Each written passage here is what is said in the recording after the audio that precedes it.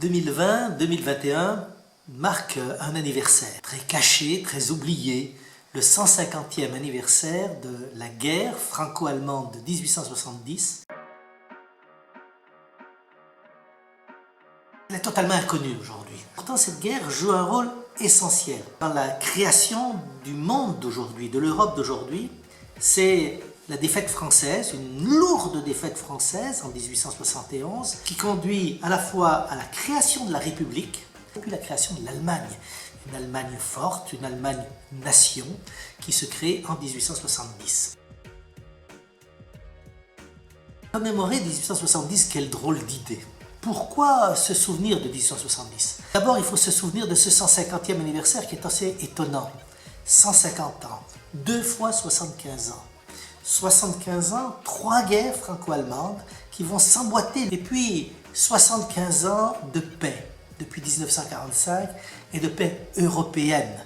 Se souvenir, commémorer 1870-71, ce n'est pas ringard. C'est pas seulement le passé, c'est aussi le présent.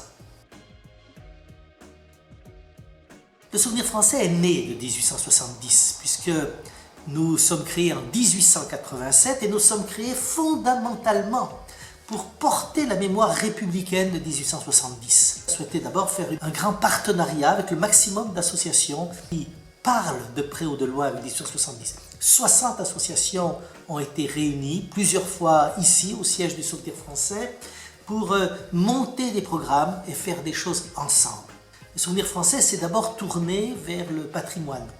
Le patrimoine à entretenir, à sauver. Les tombes, 84 000 tombes de combattants de 1870 sur le sol français, dont beaucoup ont disparu et dont de nombreuses sont en mauvais état. Nous avons lancé un recensement de ces tombes. S'intéresser au patrimoine, c'est s'intéresser à la généalogie. Avec la Fédération de la généalogie française, nous avons réussi à monter la liste dans plus de 1000 communes des morts pour la France. Nous engageons à faire inscrire ces noms sur les monuments aux morts où ils ne sont pas.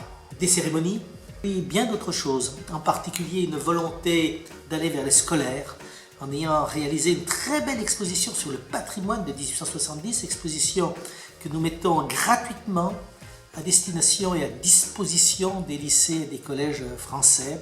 Et puis un dossier pédagogique qui s'adresse aux enseignants. Cette année, c'est aussi l'année du grand retour de la guerre de 1870-71 dans les programmes de l'éducation nationale.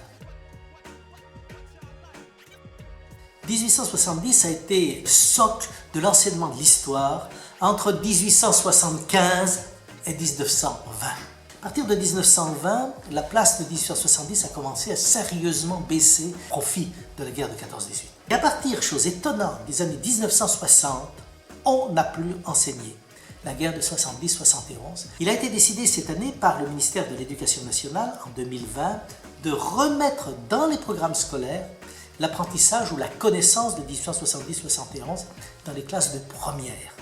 Donc pour la première fois, une génération de Français va enfin réapprendre et entendre parler de 1870, justement cette guerre qui s'inscrit dans la modernité pour l'Europe, pour l'Allemagne, pour la France et la République. Le souvenir français a accompagné cette décision du ministère de l'Éducation nationale. 1870, ce 150e anniversaire, c'est faire retrouver le temps de l'histoire aux lycéens d'aujourd'hui.